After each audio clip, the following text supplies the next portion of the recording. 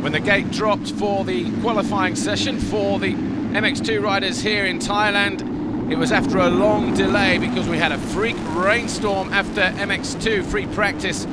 The riders didn't actually get back on track until 2 o'clock with their slightly changed program, but when the gate dropped, it was Romain Febvre who led the way on the Wilvo Nastan GM Racing KTM, closely followed by 84 Jeffrey Hurlings on the Red Bull KTM. Just behind them was the number 17 of Jose Boutron, with Jake Nichols, Jordi Tixier and Glenn Koldenoff also in the mix. There were good starts as well for number 141 Mxgp and Mel Pocock, both on Monster Energy Yamahas, with Charlier inside the top 10 and Julian Lieber on the Rockstar Suzuki just off the back of those guys.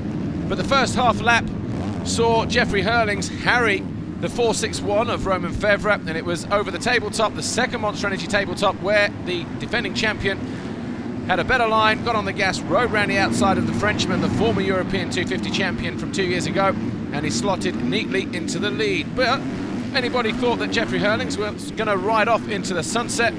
Well, they were very much mistaken, because for the next 4 or 5 laps, Romain Febvre did a great job of keeping the champion in his sights on what is a very, very nice track here indeed. The organisers and the track builders have come up with a really decent track here. Lots of elevation change. It's sandy, it's hard, it's slick, it's stony, and there are a lot of lines out there as well. Lots of big jumps, as you'll see as well when we return to the action live on Sunday. But Jeffrey Hurlings on the Red Bull KTM was in a bit of a battle, as we said in the early stages, with Romain Febvre all over the back of him. That's him there, 461 in the white. But before long, Jeffrey Hurlings found his groove and did start to pull away to the tune of around a second a lap. But these two, after 4 laps, Jeffrey Hurlings and Romain Febvre, were about 18, 19 seconds clear of the rest of the field, which started with Jose Boutron, Jake Nichols, Jordi Tixier and Glenn Koldenoff. Mxgp on the Monster Energy Yamaha was dropping back slightly, but he would eventually fall and would drop back down to 15th before the checkered flag fell. Elliot Banks-Brown on the HM Plant KTM wasn't so lucky.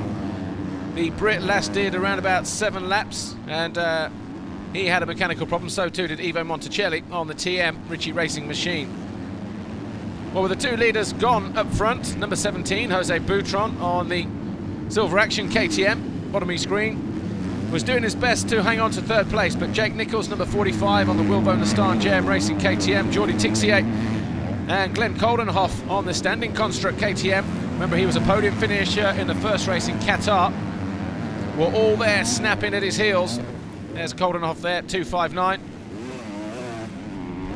But Jordi Tixier, he was in a hurry to try and get himself up to the leaderboard, to the top step of the leaderboard, but Jeffrey Hurlings still under the close attention of Nastan's Romain Febvre.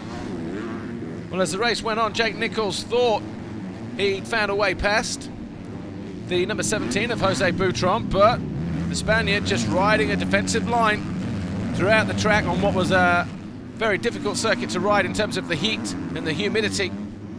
The riders are going to experience the same again, but this was Jake Nichols and Koldenoff going at it.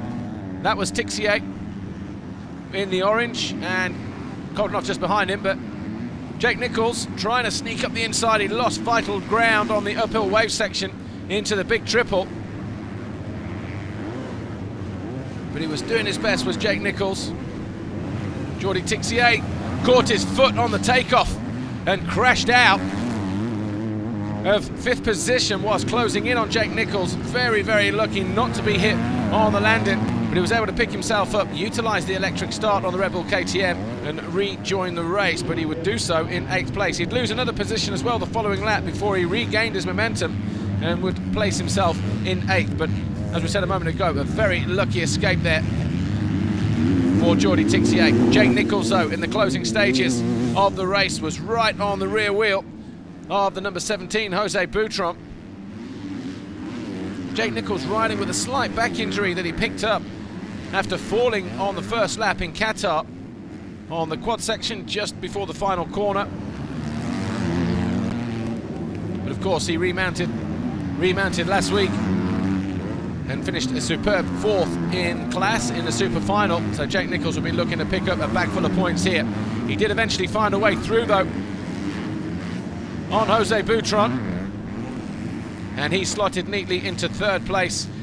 Boutron also lost a position to Glenn Coldenoff on the final lap. Another rider that we've not mentioned too much, Mel Pocock and Dean Ferris, the 2 Monster Energy Yamahas. Mel Pocock eventually coming home. He got into 6th halfway in the race and finished there, just a few seconds adrift of Jose Boutron, but Dean Ferris lost a back brake when he landed heavily off a jump, and he would finish down in 10th. But it was a win for number 84 by about 30 seconds in the end over Roman Febvre. Nichols 3rd, Coldenoff 4th with Boutron 5th.